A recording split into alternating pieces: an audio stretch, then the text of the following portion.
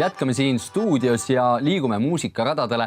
Mul on rõõm tervitada meie stuudios tuntud muusikut, lauljat ja lavastajat kõike ühest. Tere tulemast Suvestuudiosse, Jaanika Sillamaa. Tere.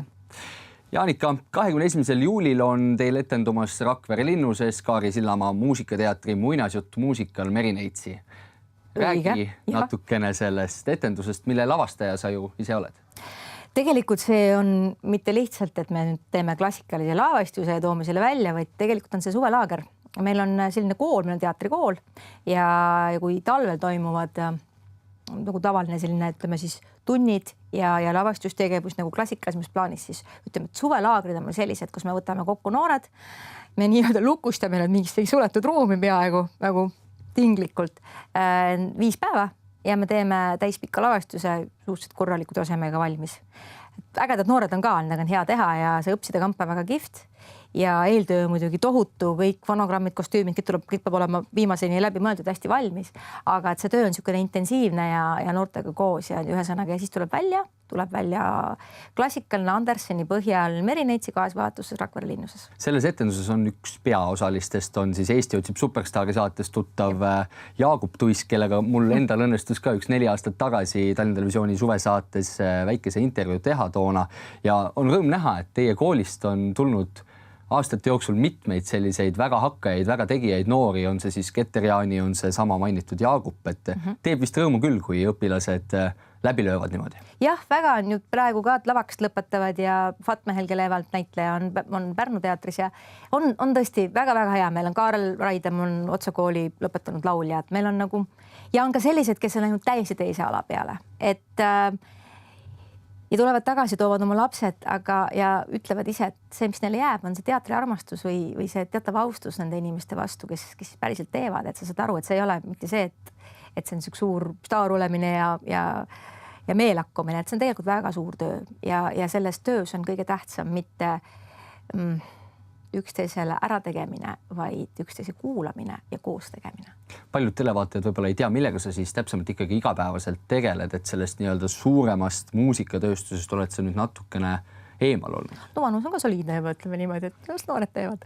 Aga me teeme teatrit juba väga palju aastaid. Minu emal oli kõigepealt muusikateater Colombina ja siis tuli teatrikool, lastekaunti kunstide kool ja Kaari Sillamaa muusikateater.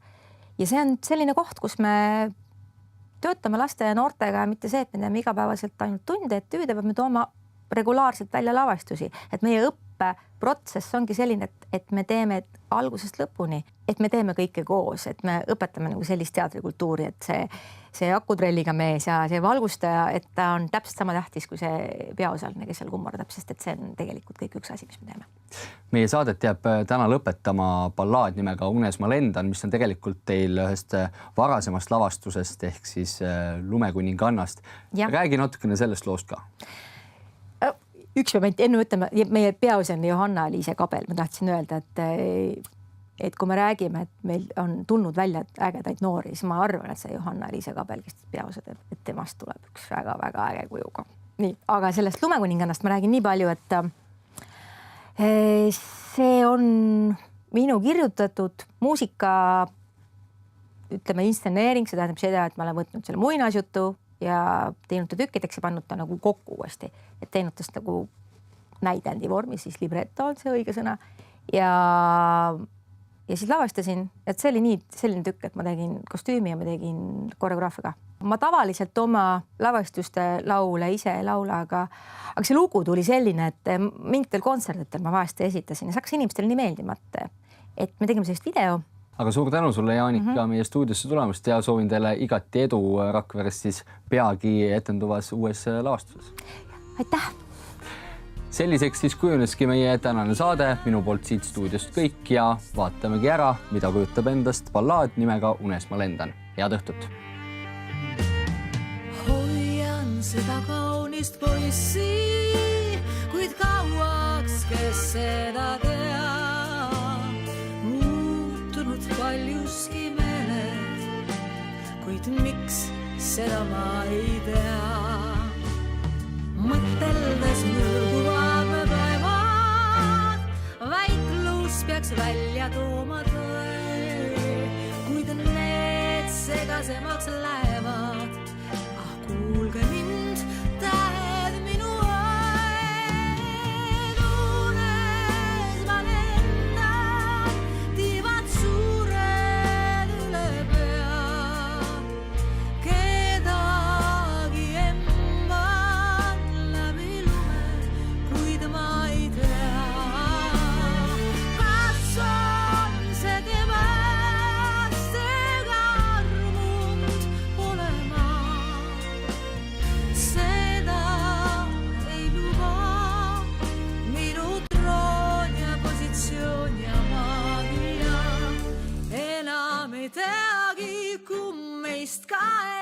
ära on nõidun teise.